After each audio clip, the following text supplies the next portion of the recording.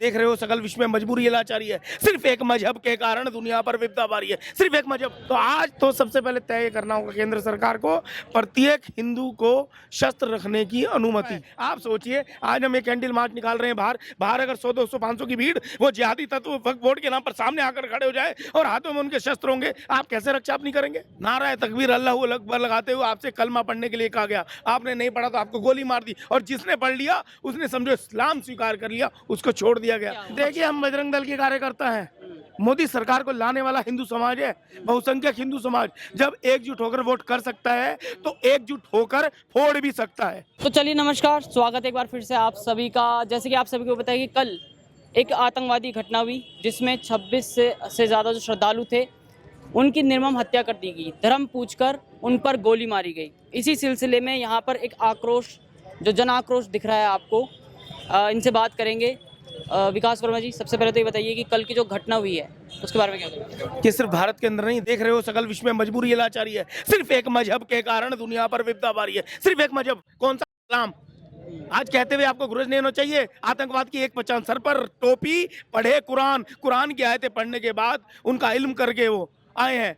नारा तकबीर अल्लाहू अकबर लगाते हुए आपसे कलमा पढ़ने के लिए कहा गया, आपने नहीं पढ़ा तो आपको गोली मार दी, और जिसने पढ़ लिया उसने समझो इस्लाम स्वीकार कर लिया, उसको छोड़ दिया गया, बख्शीश कर दी गई। कल की घटना हमने देखी, धर्म पूछकर गोली मारी गई। बिल्कुल। और वो हिंदू थे, उन्हें गोली मारी ये कोई नई बात नहीं है, वो लगातार इस प्रकार का कृत्य करते रहते हैं। सिर्फ हम लोग ये आंखें बंद करके बैठे, हम कबूतर के बानिंद, कमजोर बन चुके हैं। हिंदू समाज शस्त्र को छोड़ चुका है। आप सोचिए, आज हम एक कैंडल मार्च निकाल रहे हैं बाहर अगर 100 200 500 की भीड़ वो जिहादी तत्व वक्फ बोर्ड के नाम पर सामने आकर खड़े हो जाए और हाथों में उनके शस्त्र होंगे, आप कैसे रक्षा अपनी करेंगे? बिना शस्त्रों के ना आप अपने स्वयं को बचा सकते, ना देश को। कोई सरकार, कोई सेना, कोई शासन, कोई प्रशासन, कोई सत्ता आपकी रक्षा नहीं कर सकती। रक्षा कर सकते हैं सिर्फ देवी देवताओं ने। जब भी विधर्मियों की, राक्षसों की हत्याएं की हैं तो सिर्फ शस्त्रों के आधार। तो शस्त्र है कहाँ? हिंदू तो शस्त्रहीन हो चुका है। तो आज तो सबसे पहले तय करना होगा केंद्र सरकार को, प्रत्येक हिंदू को शस्त्र रखने की अनुमति। हर घर में शस्त्रों। हम सरकारों के भरोसे अब नहीं बैठ सकते। बहुसंख्यक समाज ने एकजुट होकर 2014 में मोदी सरकार को इसलिए बिठाया था, वो गुजरात का मोदी चाहिए था, जो हिंदुओं की रक्षा के लिए किसी प्रकार के मुस्लिम तुष्टीकरण को प्राथमिकता नहीं देगा। ये नहीं कि आज हिंदू मर रहा है, चाहे बांग्लादेश में मरता है, मर रहा है हिंदू ना, क्या कोई यहाँ से पीड़ा व्यक्ति गई क्या? उसके बाद पश्चिम बंगाल में मुर्शिदाबाद में क्या हुआ?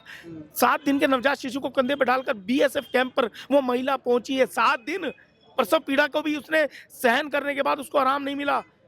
बच्चे को बचाने के लिए उसे BSF के कैंप में आकर उसको जगह मिली। उसके बाद भी क्या कहा गया पीछे से उनके गुंडों के द्वारा कि ये तेरे बाप कब तक तेरी रक्षा करेंगे। तो इस प्रकार के आज वक्फ बोर्ड के नाम पर सड़कों पर उतरने वाली वो उन्मादी जिहादी भीड़ आपकी दुकान, आपके मकान को लूटने के लिए आतुर है, आपके घरों को आग लगाने के लिए आतुर है, आपकी बहन बेटियों के आत्मसम्मान को कुचलने के लिए तैयार है।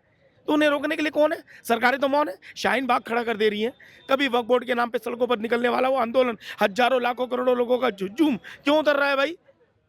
देखते ही गोली मारने के आदेश जब तक सरकार पारित नहीं करेगी, किसी भी प्रकार संसद में कोई कानून पास हो गया वो इम्प्लीमेंट हर हाल में होगा। उसके लिए कोई प्रोटेस्ट सड़कों पर करेगा तो वो देशद्रोही है, और देशद्रोही के लिए सीधी गोली मारे, बस तभी इस देश को बचा पाए। कि ये जो हमला है, ये तो साफ दिख रहा है कि पाकिस्तान का हाथ है, क्योंकि पहले रेकी की गई, उसके बाद छह जो बंदूकधारी लोग थे वो फौज की वर्दी में आए, तब मारा। से आतंकवादियों की आप बात कर रहे हैं? घर घर में आतंकवादी बैठा है, हर 1 किलोमीटर के दायरे में आदमी। आपके मेरे बीच में कोई टेलर बन के बैठा है, वो आतंकवादी तो है भाई।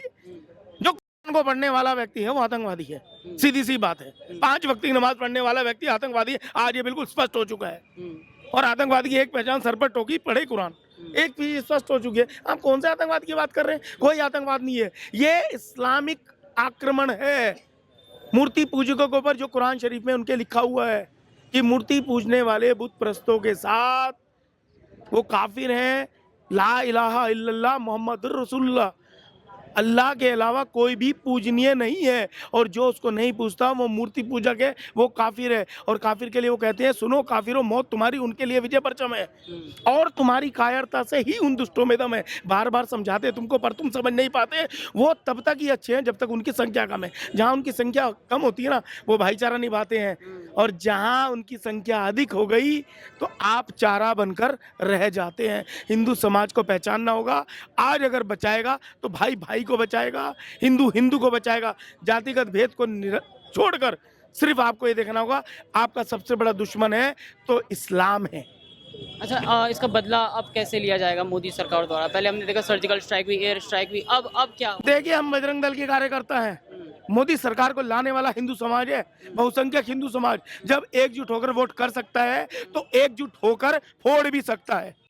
और जिस दिन ये विचार मन में आ गया ना कि मुझे अपनी रक्षा स्वयं करनी है, तो मेरे ऊपर कोई हमला नहीं होगा, मेरी धार्मिक यात्रा पर कोई हमला नहीं होगा। जब हमारी यात्राएं निकलती हैं, शस्त्र के साथ निकलती हैं, हाथों में त्रिशूल तलवारें दंड होते हैं, कोई विधर्मी ताकत सोच भी नहीं सकती उन पर हमला करने की, क्योंकि उनको पता है उन्हें बचाने का कोई मार्ग उन्हें नहीं मिलेगा। तो सरकारों के अधीन वो रहेगा जो कमजोर होगा। हम कमजोर नहीं है, हम कमजोर नहीं है। यद्यपि हिंसा दुखदाई है, जग को शुद्ध करेगा कौन? बुद्ध अगर सब बन जाएंगे, जग में युद्ध करेगा कौन? युद्ध करने वाले भी आपको चाहिए, तो युद्ध करने के लिए बजरंग दल की सेना तैयार है।